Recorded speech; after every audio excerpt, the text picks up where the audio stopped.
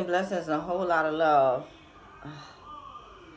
I came across an article, and I did hear about this article when I first started doing my videos, and I think I might have talked about it on my other channel, but I'm gonna read this article because I just want to.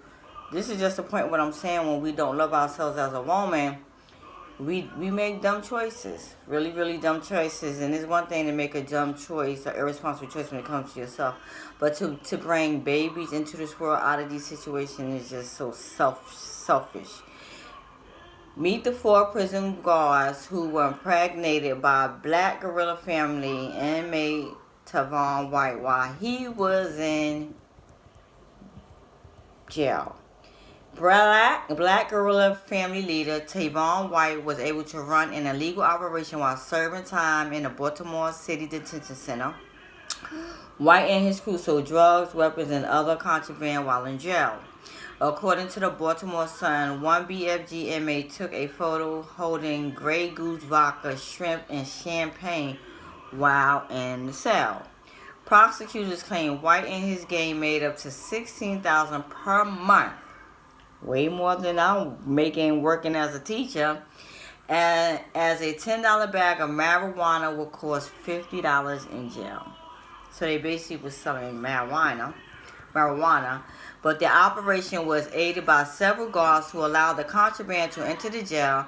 4 of those guards were female who had sexual relationship with White. He impregnated all 4 of them, 4 officers with 5 kids. Meet the women who fell in love with an inmate and decided to make him their baby's father. Tiffany Linda, who lives in Washington, D.C., who was 27 at the time, because this happened in 2013, was 8 months pregnant with White's child when she had to stand trial. She was accused of tipping off White to a shakedown in the jail. White claimed Linda knew because she was sleeping with another correction officer at the jail. Shania Brooks' take-home pay was roughly around $38,486. However, she found that having sex with White could lead her to earning more money. Brooks, 27, was another officer who got a chance to drive a Benz supplied by White, but Brooks brought attention to her with White after arguing with Linda, the first woman I just said, who was also pregnant with White's child at the same time. Brooks also filed assault charges against another one of White's baby mamas, Katira Stevenson. Third one, Jennifer Owens, a resident of Randallstown, Maryland, who was 32 at the time, loved White so much she decided to get his name tattooed on her neck. She also gave birth to 2 of his kids. She pleaded guilty to racketeering. Now, I'm going to say, you see the different age groups, so it doesn't matter how old, how young a woman is. She still can be suffering from low self-esteem issues. And number 4, Katira Stevenson. Katira Stevenson was 26 at the time, worked at the Baltimore City Detention Center in 2008. She fell in love with White after he would give her money and allow her to drive a Mercedes-Benz. She was impregnated by White when she was 24 and helped him bring contraband inside. However, she made the mistake of leaving contraband outside and it froze during a snowy day in Baltimore. Stevenson pleaded guilty to racketeering.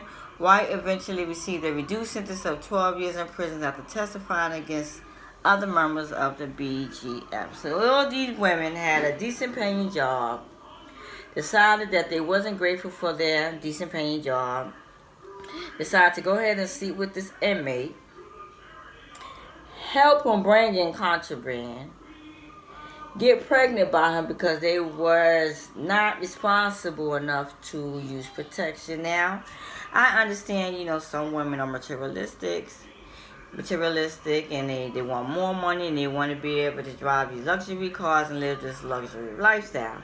Okay, I can relate, but that's something that I never was into. But however, having a baby, allowing yourself to get pregnant by this inmate, knowing he have 3 other females that's either pregnant or already gave birth to one of his children, you gonna do the same thing? Now, these children that have been born out of this situation have the father incarcerated, and so is the child's mother.